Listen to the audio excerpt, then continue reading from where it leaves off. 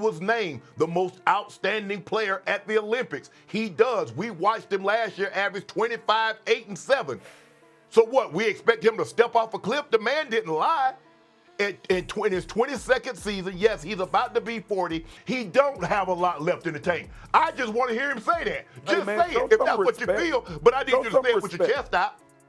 Show some respect, man. Did Stephen A. Smith just disrespect LeBron James? Shannon Sharpe couldn't believe it when Stephen A. challenged his defense of King James on First Take. The debate got so heated, you'd think they were on the court themselves. But here's the real question. Is LeBron still the key to the Lakers' success, or is Father Time finally catching up? Picture this, Stephen A. Smith, all fired up, staring down Shannon Sharpe across the First Take desk. Sharpe's eyes are blazing, ready to defend his hero LeBron. At my age, the miles that I have, and to be able to play at the level I played at, it gave me even more a sense of, I do have a lot in the tank, a lot. You work after the games. You didn't have time to go to the games because you knew the Lakers wasn't going to do a damn thing. And that's where this point is going. Who the hell said LeBron wasn't great? It's like a championship game, but with words instead of basketball. You've got Stephen A., the loudmouth critic, Shannon Sharpe, LeBron's ride or die fan, and of course the king himself, LeBron James, not even in the room, but still causing all this drama. It's like a movie, but it's real life sports drama. Before we move on, I'd like to ask you a small favor. If you appreciate this content, please take a second to like this video and subscribe to the channel. Over 98% of you watch the videos without subscribing. It costs you nothing, but it makes a huge difference to us. So, did you click the subscribe button? Great, thank you so much. Now, back to the video. You missing it. You missing it. So I'm gonna ask you to sit back and chill. Leave Swaggle and Shay up on the screen so you can see. Sit back and chill because you missed what Shannon trying to do with his slick ass. So here's the big question everyone's asking. Can LeBron still make the Lakers winners, or is he too old now? We're not giving away the answer yet, but trust me, you're gonna want to stick around to find out. This debate is just getting started, and it's gonna be wild. You think you know LeBron James? Think again. While everyone's arguing about his age, they're missing the real story. There's a twist in this tale that's gonna make you question everything you thought you knew about the king. Let's talk numbers for a second. Last season, LeBron put up 25.8 points, 7 rebounds, and 8 assists per game. That's not just good, that's elite. And remember, this is a guy who's been in the league for 2 decades. Most players are lucky if they last half that long. But here's where it gets wild. Shannon Sharpe, LeBron's biggest fan on the First Take panel, is going all in. He's not just saying LeBron's good, he's saying LeBron was the best player at the Olympics. That's a bold claim, especially when you're talking about a guy who's pushing 40. Now, you'd think with stats like that and praise like that, everyone would be on board the LeBron train. But nope, Stephen A. Smith is pumping the brakes hard. He's not buying what Shannon's selling. Stephen A.'s got a different take, and it's got people talking. Let me tell you something right now, okay? Yo, Shannon, how many games did you go to last year, bro? How many games you go to last year? Guess what? You didn't make it. You didn't. Oh, yeah. I understand that. Last time I checked, you worked after the game. Here's what Stephen A. had to say. This ain't about him. Wait, what? How can a debate about LeBron James not be about LeBron James? It sounds crazy, but Stephen A. might be onto something here. See, Stephen A.'s point is that basketball isn't just about one player. No matter how good they are, it's about the team. And that's where things get interesting for the Lakers. But hold up. Before we dive into the team stuff, let's circle back to LeBron for a second. You want to know something mind-blowing? LeBron's stats from last season, they're not just good for an old player. They're good, period. We're talking top-tier numbers that would make most players in their prime jealous. Imagine this. You've got guys in their early 20s at the peak of their physical prime, and LeBron's outplaying a bunch of them. It's like he's found the fountain of youth or something, but instead of keeping it a secret, he's showing off on national TV every week. So here's the million-dollar question. If LeBron's still playing like a superstar, why are people doubting the Lakers? Why is Stephen A. so worried about the team when they've got one of the best players in the league? That's where things get complicated, because as much as we all love to watch LeBron do his thing, Stephen A. might have a point.